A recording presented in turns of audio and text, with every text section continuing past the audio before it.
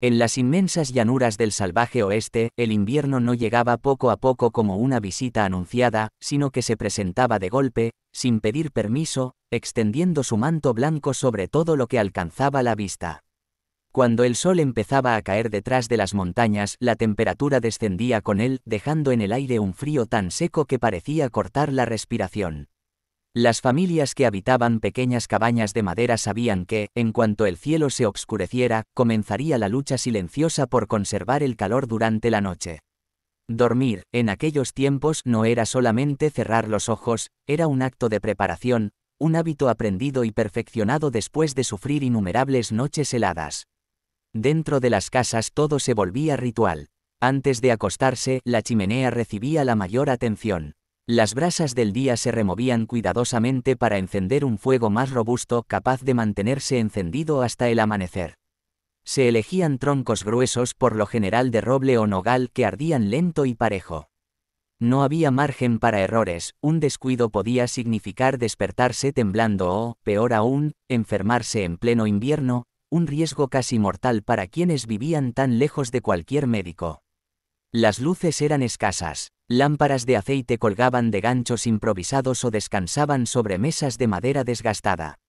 Su luz cálida y tenue proyectaba sombras largas que bailaban sobre las paredes mientras el fuego crujía. Los sonidos eran simples, el silbido del viento colándose entre las rendijas, el crujir de la madera dilatándose por el calor de la chimenea, y el leve movimiento de las mantas mientras la familia se preparaba para dormir. Las camas no eran suaves ni mulidas, pero se transformaban en verdaderos refugios. Se cubrían con pieles de bisonte que retenían el calor como ninguna otra cosa, y sobre ellas se colocaban mantas gruesas tejidas a mano, algunas heredadas de generaciones anteriores.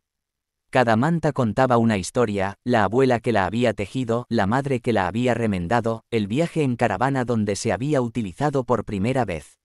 Nada era desechable, todo tenía un propósito. Las familias dormían juntas, no por costumbre social, sino por necesidad. Compartir el calor del cuerpo era una forma práctica de sobrevivir.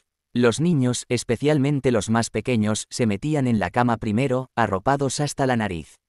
Los padres se acomodaban después, asegurándose de que ninguna corriente fría pudiera filtrarse por los bordes de la manta. El cuerpo humano se convertía en la principal fuente de calor en esas interminables noches heladas. Afuera, el viento golpeaba la puerta y las ventanas como si quisiera penetrar la casa. A veces, el sonido era tan fuerte que parecía que alguien llamaba desde el exterior, pero nadie se atrevía a asomarse. Era mejor ignorar aquellos ruidos y concentrarse en el leve, tranquilizador ritmo del fuego. También se escuchaba el aullido distante de algún coyote buscando comida en la nieve, pero dentro de la cabaña, el ambiente era otro, tibio, íntimo, protegido. A pesar de las dificultades, había una belleza silenciosa en estas noches. La familia, unida bajo el mismo techo y las mismas mantas, encontraba una calma especial en la simpleza de su vida. El frío podía ser feroz, pero el calor humano lo era aún más. Mientras el fuego seguía vivo, aunque fuera en una pequeña chispa, había esperanza. Y así, envueltos en pieles y mantas pesadas, escuchando el latido suave de la noche, se dejaban llevar poco a poco hacia un sueño profundo, sabiendo que cada amanecer era un triunfo más en la inmensidad salvaje del oeste. Cuando las tormentas invernales azotaban el salvaje oeste, las noches se volvían aún más duras, casi despiadadas. El frío parecía tener vida propia, arrastrándose entre las sombras, encontrando grietas diminutas para infiltrarse en cualquier rincón. Para quienes vivían en campamentos o trabajaban como vaqueros en medio de las llanuras, dormir durante estos brutales inviernos era un desafío tan grande como domar a un caballo salvaje. No había paredes firmes que los protegieran, ni chimeneas que dieran calor constante. Solo la vasta oscuridad, el viento helado y su ingenio para sobrevivir. Los vaqueros organizaban su descanso alrededor de una fogata baja. No podían hacer un fuego demasiado grande porque el viento podía apagarlo o levantar chispas que pusieran en riesgo las carpas o los mantos. Así que formaban círculos de piedras, colocaban leña seca en el centro y mantenían una llama discreta pero persistente. Muchos dormían sentados con la espalda apoyada en sus monturas o en sacos de cuero. Otros se recostaban sobre la tierra dura, usando los ponchos como almohadas y cubriéndose con mantas pesadas hechas de lana o piel. El sombrero, siempre infaltable, se usaba para tapar parte del rostro, protegiendo la nariz y la boca del aire helado. Los caballos, animales resistentes pero sensibles al frío, se mantenían cerca. Su presencia ofrecía algo más que compañía, bloqueaban parte del viento y generaban calor. A veces, los vaqueros se acomodaban a un lado del animal con la esperanza de que la temperatura de su cuerpo ayudara a sobrellevar la noche. El silencio solo se interrumpía por el susurro del viento o el crepitar del fuego que parecía luchar por mantenerse con vida igual que ellos.